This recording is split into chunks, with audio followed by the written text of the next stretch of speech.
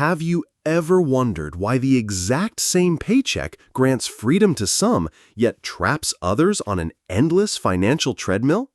After 40 years of building, losing, rebuilding, and then compounding more wealth than I could ever spend, I assure you the solution isn't fatter paychecks, high-stakes trades, or secret hedge fund contacts. It rests on 7 age-old money principles, so steadfast they carried my ancestors through exile, economic collapse, and 2 world wars, principles most people today ignore. Over the next 20 minutes, I'm handing you the very blueprint that quietly transforms average earners into million-dollar grandparents, while the rest chase flashy shortcuts destined to fail. Skip even one rule and everything unravels.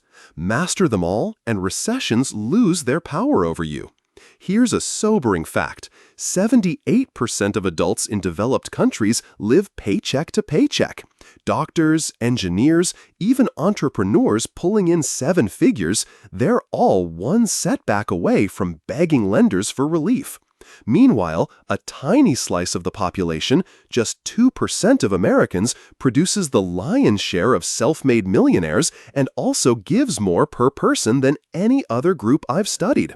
Their edge? They follow a code that flouts consumer trends. Discipline outperforms income, character eclipses credit. I learned those rules at my grandmother's wooden kitchen table long before my first 9-figure exit. She slid 3 weathered envelopes across the wood, one marked future, one giving, and one today, and said words I only understood decades later. Money is a soldier. Without orders, it dies on the wrong battlefield. Most people never deploy their troops. They scatter them at the mall or surrender them to debt. That's why their armies vanish when real battles, job loss, market crashes, medical emergencies arrive. If your pulse jumps every time a bill hits your inbox, you already know what's at stake. The real question is, are you ready to trade financial anxiety for unshakable control? Rule number 1 starts with 3 simple words: live below means. This isn't tired budgeting advice, it's a radical shift. True wealth begins the moment your ego ends. I've seen surgeons earning $500,000 a year drown in overdraft fees, while a janitor at the same hospital retires owning a paid-off duplex and collects dividends large enough to send 2 grandchildren to college. The difference? One spends to impress strangers, the other spends to empower his future self. My first mentor drew a single line on a napkin, income above, expenses below, then handed me a pen. If those lines ever meet, tear this napkin in half, he warned, because that's when your freedom fractures. I was 23 and leasing a German car I could barely pronounce. That afternoon, I canceled the lease, sold my watch, and squeezed into a studio so small its door hit the bed. 2 years later, I invested those savings in a regional bank whose stock then multiplied 5-fold after a merger. Ego would have bought luxury seats. Discipline handed me my first million. Here's your actionable checklist. Cap your lifestyle at 75% of take-home pay. Automate transfers the moment your paycheck arrives. Audit every expense line by line each quarter. Craving that daily latte? Go for it. Just remember, $5 a day adds up to $1,800 every year. Imagine holding 50 shares of an index fund that has reliably doubled in value every 10 years. The choice is straightforward. Settle for fleeting satisfaction today or secure lifelong freedom tomorrow. Think about one non-essential expense you can cut this month and announce that decision publicly, making it real in your mind. I'll be cheering you on as you commit. Debt is a thief disguised as convenience. Each time you swipe, it whispers, "No rush, pay me later," then lurks in the shadows, compounding at 20% interest while you sleep. By dawn, it has claimed part of your future, and it never settles for just a nibble. In my 20s, I borrowed $30,000 to scale a business that wasn't ready. The venture collapsed, but the interest never took a day off. For 3 years, every Sunrise's first dollars went straight to the bank. That ordeal etched an inviolable rule into my financial playbook. If an asset depreciates, pay cash. If it appreciates, negotiate equity. If you're unsure, walk away. Since I adopted that creed, I haven't paid a cent in consumer interest, and my net worth has grown 20-fold. Here's your action plan tonight. List every debt you carry. Pay only the minimum on lower rate accounts. Throw everything extra at the debt charging the highest rate. Sell unused items, pick up extra hours, cut takeout, and weaponize every surplus dollar until that high-rate balance surrenders. Freeze your credit cards in a block of ice at the back of the freezer if you have to. Each time you reach for them, you'll remember that wealth is what you refuse to owe, not just what you own. Picture waking up with 0 monthly payments. No cards, no car loan, no lingering medical bills. How liberating would your Monday feel? That reality is closer than you think, once you decide that interest will never outrank your priorities again. Ignorance is the most expensive asset you'll ever own, because it quietly compounds losses while you congratulate yourself on knowing enough. In my 40s, after reaching an 8-figure net worth, I still lost $2 million on a single deal because I skimmed the term sheet instead of studying every line. The tuition was brutal, but it purchased a lifelong habit, dedicating at least 15 minutes to fresh financial education each morning. That habit rewired my thinking. I devoured books on behavioral economics, audited courses on tax strategy, and most importantly, taught these concepts to my kids over Sunday breakfast. You can't truly master a concept until you explain it. If you can't make compound interest clear to a teenager, you don't understand it well enough to retire on it. Your next steps. Block out 15 minutes daily for reading or podcasts. Keep a notebook titled My Money Playbook and jot down one insight each session. Share a single takeaway with a friend every week. Speaking it cements it in your mind. Turn your kitchen table into a classroom and lock that knowledge in. Coming up, Rule 7 reveals a one-page document that has shielded my grandchildren from losing half their inheritance to taxes and lawsuits. Skip that tip and the wealth you build could vanish in probate. Before we move on, reflect on the last book or podcast that upgraded your money mindset. Your recommendation might be the lifeline someone else needs right now. Think of your wealth as a 3-legged stool. One leg is stocks. The second is real assets, property, commodities, private businesses. The third is liquid reserves. Remove any leg, and when the economic floor tilts, the entire stool collapses. I learned that lesson in 2008, when friends who thought they owned 5 rental properties discovered the bank actually held title to 4.5. They had all their assets riding on a single leg, and it snapped overnight. A time-honored rule teaches us to split our portfolio into 3 equal parts, so that one financial storm can't drown the entire ship. In modern terms, friendly, clear, and reassuring, creating a calm atmosphere and making the listener feel confident and comfortable. Clear, articulate, and steady, ensuring each instruction is easily understood while maintaining a natural, conversational flow. Emotion, warm and supportive, conveying empathy and care, ensuring the listener feels guided and safe throughout the journey.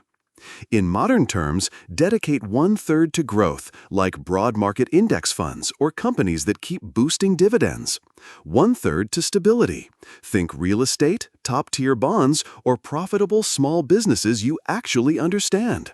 And 1/3 to liquidity, cash, money market accounts, short-term government bonds, so you're primed for bargains or emergencies.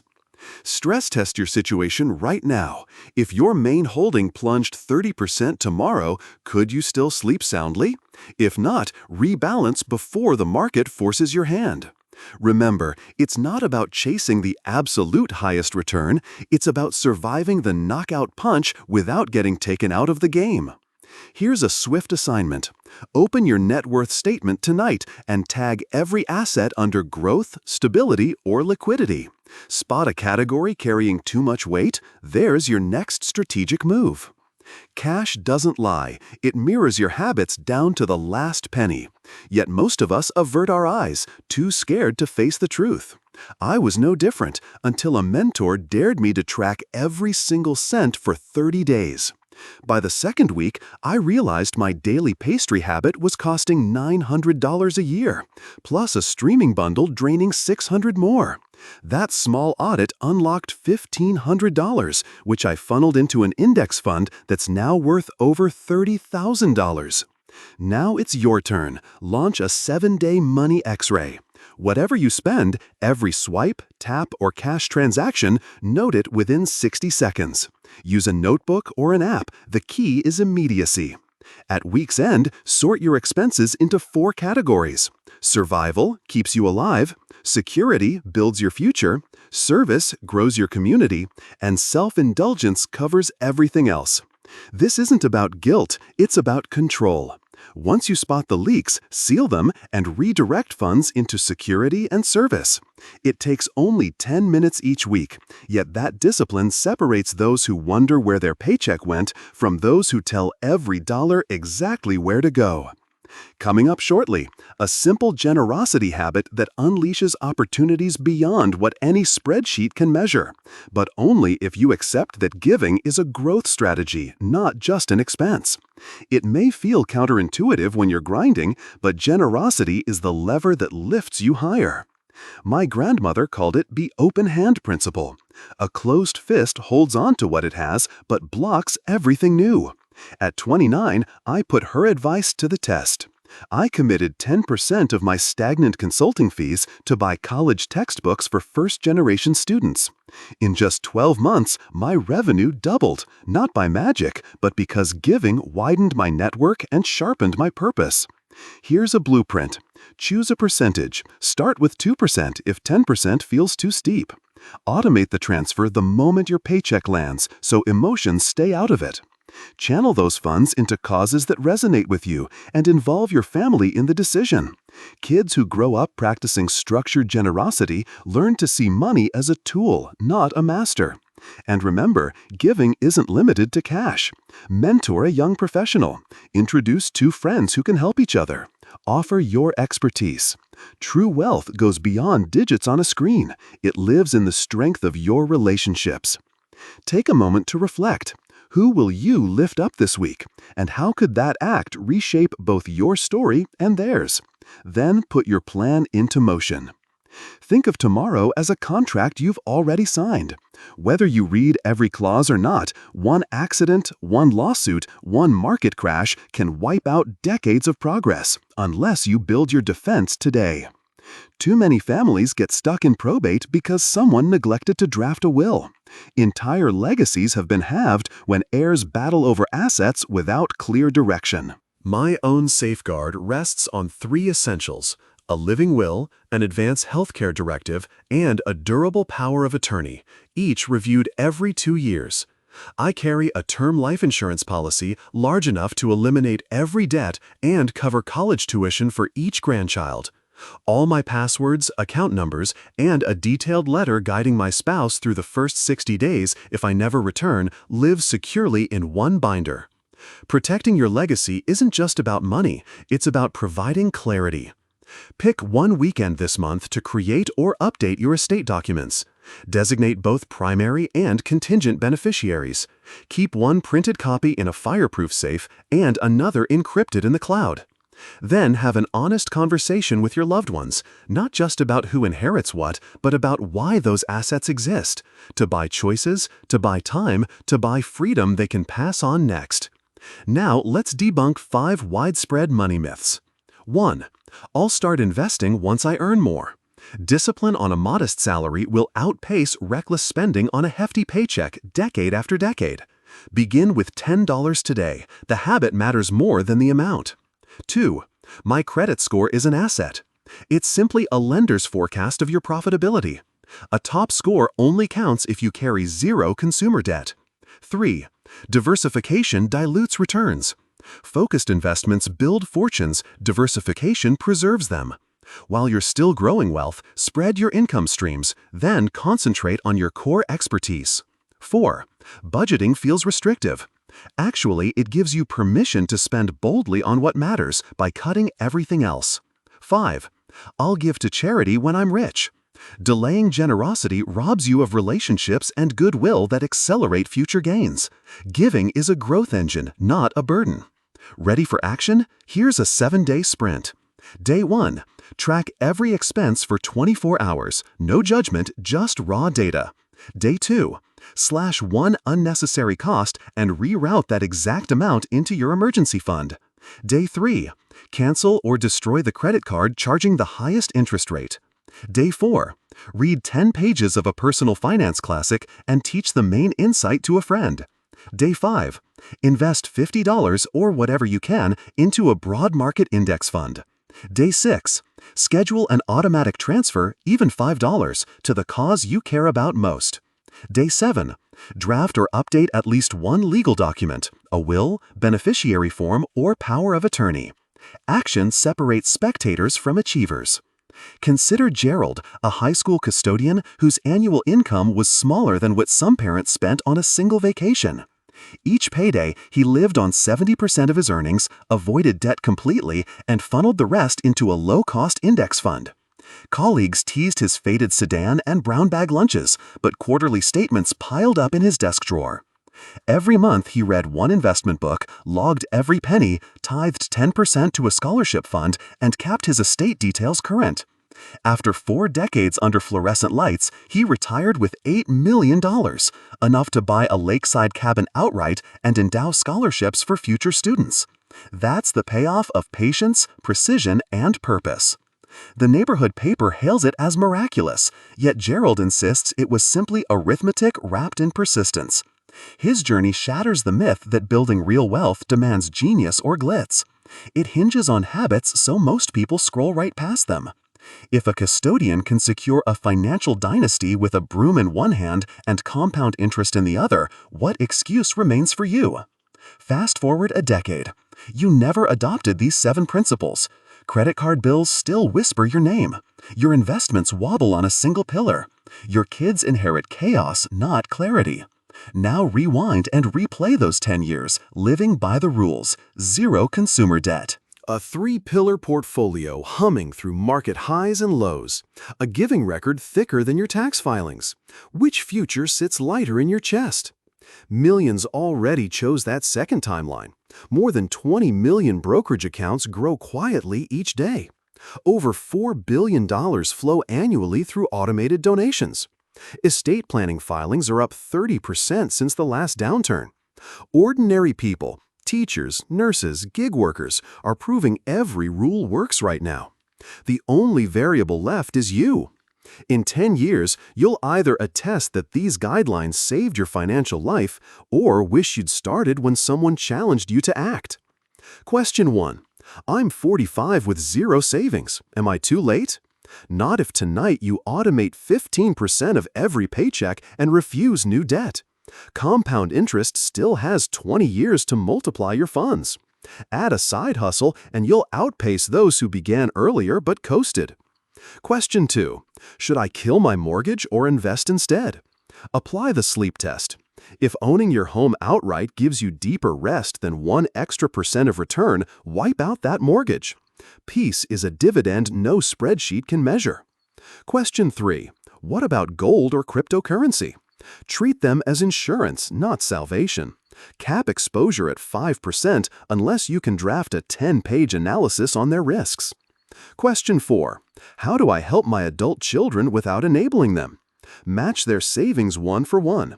Fund courses instead of consumer purchases. Require a written plan before releasing capital. Empower vision, never rescue avoidance. Question 5. How do I bring a reluctant spouse on board? Swap lectures for curiosity. Ask what financial freedom looks like to them. Then work out how the 7 rules fast-track that vision. Shared dreams fuel shared discipline. Now, a 5-minute morning protocol. Step 1.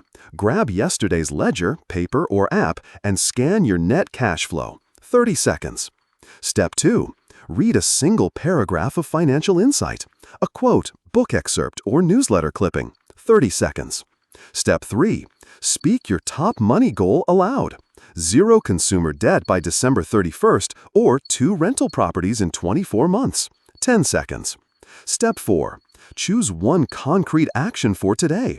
Cancel a subscription, schedule a side gig call, or move $50 into your brokerage. 1 minute. Step 5.